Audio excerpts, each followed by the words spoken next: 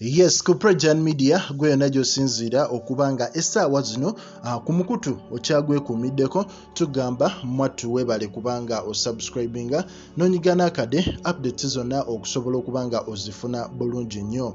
Ensonga ya bbomu ekutte wansi ne waggulu era amakya ga leero Counter-Terrorism Police ne Bomb Squad kyaddaaki badduse emisinde ku kyalo ekimanyikiddwa nga Nakasagazi Village mu parish eya Kasonji mu sub-county ey'e Kawanda okubaako bbomu emu gye bategulula ebadde mu kibira. Ku reports abaana abamu ababadde bagenze okufuna oba okutyaba enku balabye ekintu ekitategeerekeka ng'era kyonna kifaanana nga ekyarastinga oba ekyatalagga owulira kye baaleka mu kifo okumala ebbanga owulira. So mu mbeera eyo abaana bano basobodde okubanga badduka ne bagamba abantu abeetoolodde mu kifo ekyo ne babagamba nti waliwo ekintu kye tulabye ekitategeerekeka.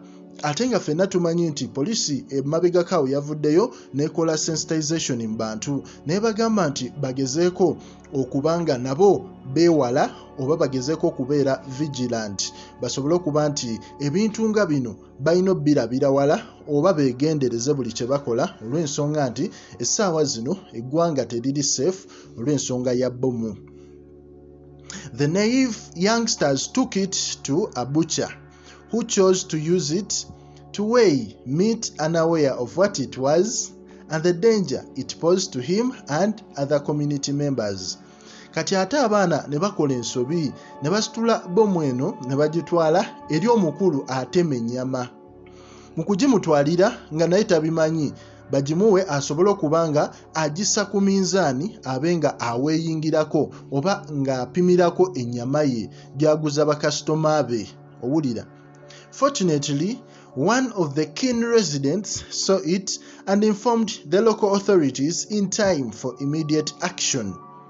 According to Ben Lubega, the Nakasagazi LC1 chairman, they right away called the police and the army to take over the situation. He explains that they did not know that such a deadly weapon existed in their community. Greater Masaka Regional Police spokesperson Muhammad Nsubuga confirmed that the bomb squad from Kampala cordoned off the area, retrieved the projectile and later detonated it from a safer area. Community members have been urged to report any suspicious objects to the authorities for safety. Ndowooza owulira omukulu ye yabadde agipimisa nnyama paka wabaddeyo omukulu omu eyazze ne yeetegereza ekintu kino n'agamba naye eryo nga teriri nga jjinja lyebapimisa nnyama ng'ate ekyo kirala owulira. Kwe kuyita abamusingako era mu mbeera eyo bagenze okizuula ng'omukulu ate yabadde akozesa bbomu owulira. Era bbomu eyo spokesperson ow'Emasaka amanyiddwa nga Muhammad Nsubuga yavuddeyo n'akonfaminga nti yo yabadde bbomu era bagikutte ekifo ekyo ne bakisurroundinga kyonna basobole okuba nga beekebejja ebintu oba waliwo bbomu ez'enjawulo mu kifo ekyo.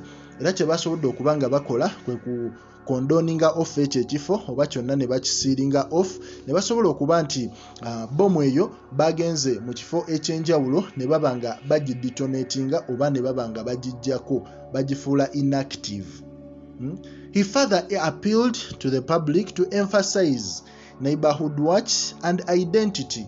Owulira era omukulu ono yeeyongedde n'agamba abantu bonna timugezeeko okubanga abamulaba ekintu kye mutategeera mu reporting eri bekikwatako olw'ensonga nti muyinza okwereetera ebizibu kati ng'oyo abaana bamuleetedde ekintu ye n'alowooza asobola okikozesa opima ennyama ye kumbe yabadde akozesa bbomu era abakulu tebabatuuka mu budde osanga ekifo ekyo kyonna kyandibadde kikutte era ng'abantu bangi mu eyo community bandibadde bafudde. Naye ng'ate ekibuuzo ekikyaliwo ebbomu nga zino twebuuza zo zaavuddewa okusobola okuba nti essaawa zino mu ggwanga erya Uganda buli wootunula buli kimu kyakwekengera osanga awo ensaawo nga tomanyi nnyiniyo tomanyi birimu dduka misinde togyesembereza olw'ensonga nti eyinza okubaamu bbomu. Nga abaana abali ku medical school wali e Mulago balabye ensawo emu gye baalese awo ne bagamba nti ensawo eno erimu ki era buli omu kasita yajjukidde nti waliwo threat eya bbomu mu ggwanga erya Uganda, bonna badduse misinde ensawo ne bagirekaawo.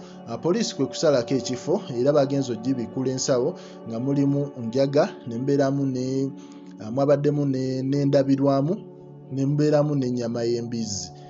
Tetumanyi omukulu biki bye yadde aterese oba biki bye yadde asetinga, naye nga abaana kuddwa ku ssomero eryo erya medical school wali e Mulago bo badduse misinde nga tebeeteekera. Ne Namasuba omu ku basajja yavaayo n'alekawo ensawo ye ng'erimu engoye ze n'essaati biki, naye ate abatuuze bwe baagiraba ne balowooza mulimu bbomu, bonna ne badduka emisinde. So mu mbeera eyo eggwanga essaawa zino likyali ku bunkenke olwa bino ebigenda mu maaso. Naffe ku Progen Media tugamba ekintu kimu, updates zonna tujja kuba tuzikutuusaako, omulimu gwo kulikinga, ku commentinga era mwattu gwa tanna subscribinga, naawe subscribinga osobole okuba nga tosubwa mawulire gonna gagenda maaso mu ggwanga erya Uganda.